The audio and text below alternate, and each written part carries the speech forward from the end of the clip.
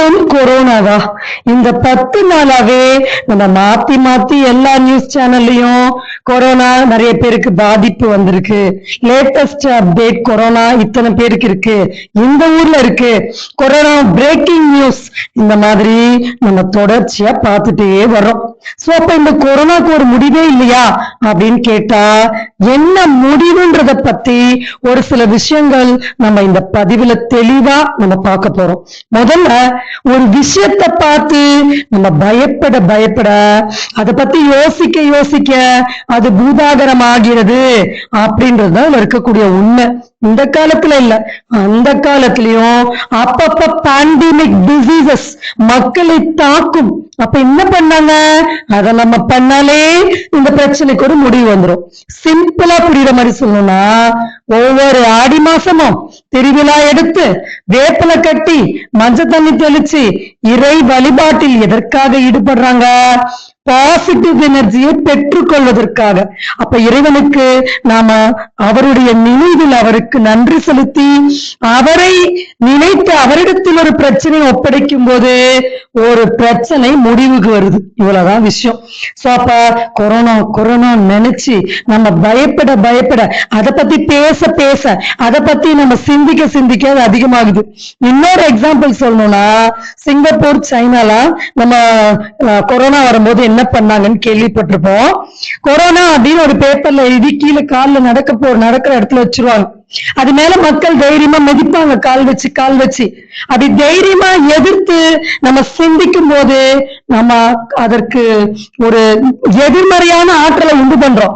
ஆனா அதை பார்த்து பயப்படும் போது நமக்கு ஒரு எதிர்மறையான ஆற்றல் உண்டாகுது. இவ்வளவுதான் இதுல இருக்கக்கூடிய சிம்பிளான விஷயம்.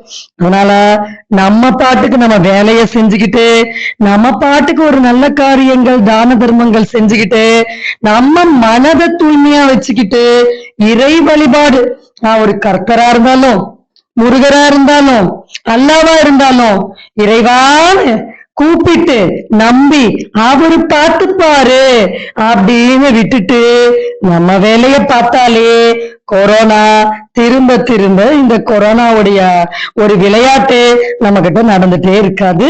சரி, ஏதாவது டயட்டு மருந்து இதெல்லாம் தேவையானா ஒரு கபசுர குடிநீர் வேணும்னா நம்ம குடிச்சுக்கலாம், இது போதும். அசைவ உணவை தவிர்த்துக்கணும். அதே போல பசி இருந்தா சாப்பிடணும். இது இந்த நோய்க்கு மட்டும் இல்ல, எல்லா நோய்க்கும் இதுதான் தீர்வு. நம்முடைய ஆசைகள்லாம் தேவைகள் அதிகமாகும் போதுதான் நோய்கள் அதிகமாகுது. முன்னாடி எல்லாம் சர்க்கரை நோயை பணக்காரர்களுடைய நோயின்னு தான் சொல்லுவாங்க. அதனால அளவுக்கு மீறினால் அமிர்தமும் நஞ்சு. அப்பப்ப கெட்ட சக்திகள் நம்மளை பீடிக்கத்தான் செய்யும். அதிலிருந்து நம்ம விடுபடணும்டா இத்தனை பண்டிகைகள் எடுத்து வச்சது. அப்ப அந்த பண்டிகைகளை நல்லா சாப்பிட்டா மட்டும் பத்தாது, கடவுளை நினைக்கணும், மந்திரங்களை சொல்லணும், அவரை நம்பி வாழணும். அப்படி வாழ்ந்தா எதை பார்த்தும் பயப்பட வேண்டிய அவசியம் நமக்கு கிடையாது. சோ நம்ம நிறைய வீடியோஸ் நிறைய நோய்களுக்காக ரிசல்ட்டோட ஷேர் பண்ணிருக்கோம். அந்த அனுபவத்துல தான் இந்த தகவல் மக்களுக்கு போய் சேரணும்னு பதிவு பண்றோம். மக்களே, இறைவனை மட்டும் நம்புங்கள், உலகத்தில் வேறு தோன்றக்கூடிய எந்த சக்தியும் நம்பாதீங்க.